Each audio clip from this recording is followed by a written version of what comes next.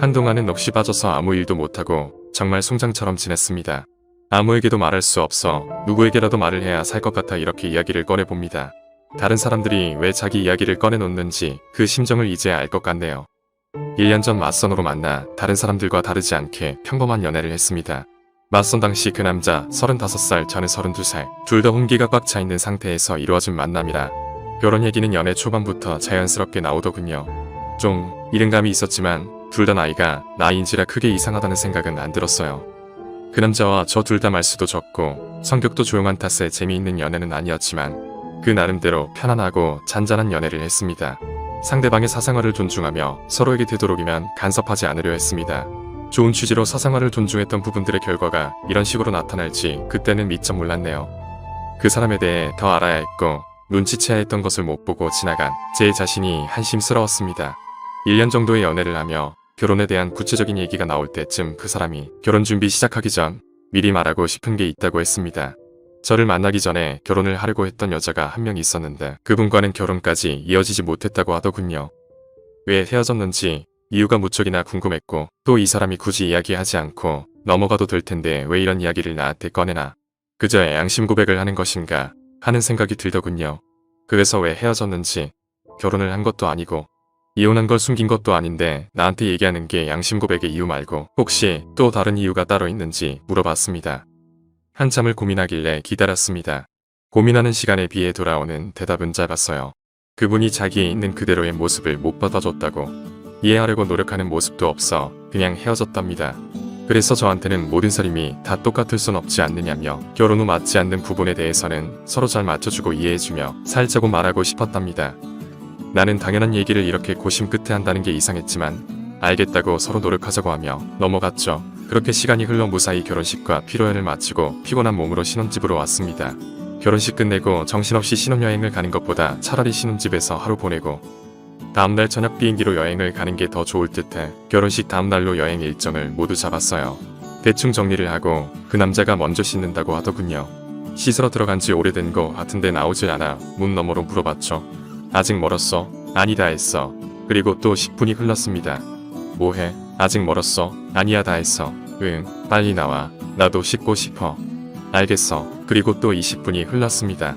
기다리면서 슬슬 화가 나더군요. 문을 두드리며 말했습니다. 혹시 무슨 일이 생겼어? 왜 그래? 지금 들어간 지 1시간이나 된 것 같은데. 그러자 기계적인 목소리로 아 이제 진짜 다 했어 나갈게. 응 빨리 나와 얼른 씻고 쉬고 싶어 정말. 이러고 또 10분. 정말 별의별 생각이 다 들었습니다. 혹시 하수구가 막혔나? 말을 걸면 바로바로 대답을 했기 때문에 어디 미끄러져 다친 건 아닌 것 같고 아니면 신혼 첫날 밤이라고 무슨 이벤트를 준비하는 건가? 애써 화를 누르며 또 기다렸죠. 참다 못해 문을 벌컥 열고 들어가니 아 정말 그때 느꼈던 감정을 어떤 말로도 도저히 표현할 수가 없네요. 화장실 안으로 들어가니 옷을 다 벗고 정말 목에 넥타이만 맨 채 한 손에는 어디서 구했는지도 모를 채찍을 들고 변기 뚜껑 위에 쪼그리고 앉아 있더라고요. 뜨거운 물을 계속 틀어놨었는지 안경에 김까지 잔뜩 서려 있었습니다.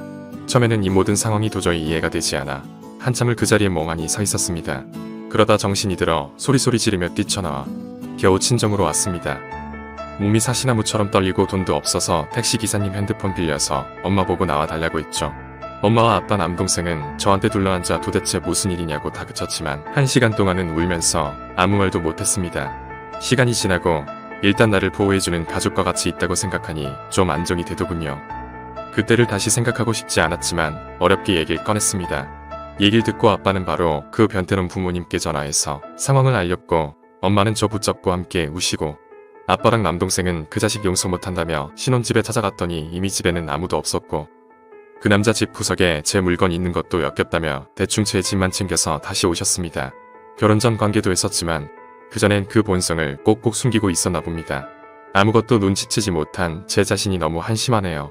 그 일이 있고 며칠이 지났는데도 아직 연락도 안 되고 아무런 조치를 취하지 못했네요. 혼인신고는 안 했지만 결혼식까지 올렸는데 정말 인생이 너무 허무하네요. 오늘까진 충격 속에서 송장처럼 보냈지만 내일은 변호사 만나서 법적으로 어떤 조치를 취할 수 있는지 알아보려 합니다. 베스트 리플입니다. 첫 번째, 저도 지인으로부터 들은 이야기가 있는데 아는 사람이 남자친구와 오래 연애하고 드디어 결혼해서 신혼여행을 갔다고 해요. 연애하는 중에는 성적으로 전혀 이상한 점이 발견되지 않았지만 신혼여행 가서 여자가 먼저 씻고 나왔더니 방 안에 온통 고무줄을 묶어 놓았다고 하네요. 어릴 때 어린애들이 가지고 노는 그 고무줄. 그걸 방 양쪽 끝에 묶어 놓은 거였죠. 여자가 너무 당황해서 이건 무슨 이벤트인가 웃으며 쳐다봤더니 짧은 치마를 주고 이걸 입으라고. 그때까지만 해도 아무것도 모르고 그냥 입었대요. 그랬더니 내가 보는 앞에서 고무줄을 하라고. 여자가 이게 뭐냐고 싫다고 했더니 그때부터 남자 갑자기 정색하고 때리려고 하고 마치 헐크처럼 변해서 여자가 너무 무서워서 몸을 사시나무 떨듯 떨면서 고무줄을 했더니 남자는 넋이 반쯤 나가고 눈 풀린 표정으로 머리를 숙여서 고무줄 놀이하는 여자 치마 속을 쳐다봤다고 해요. 몇 시간 동안을 여자도 더 이상 못하겠다고 하니까 때리고 소리치고 하니 너무 무서워서 몇 시간을 그러다가 남자가 잠든 틈을 타 도망 나와서 혼자 비행기 타고 친정으로 돌아와 바로 이혼을 했대요. 세상에 이런 사람이 적지는 않은가 봅니다. 베스트 리플입니다. 두 번째, 예전 여자친구랑 헤어지게 된 이야기했을 때 글쓴이 님이 서로 맞춰주고 이해해주자는 부분에 수긍을 했고 그 남자분은 결혼도 했고 글쓴이가 충분히 이해해줄 거라 생각해서 첫날 밤에 용기 내서 화장실에서 준비를 했는데 막상 나가려니까 용기가 생기지 않아 밖으로 못 나가고 변기 위에서 쭈그리고 있었는 건 아닐까요? 한번 진지하게 대화를 했으면 좋겠네요.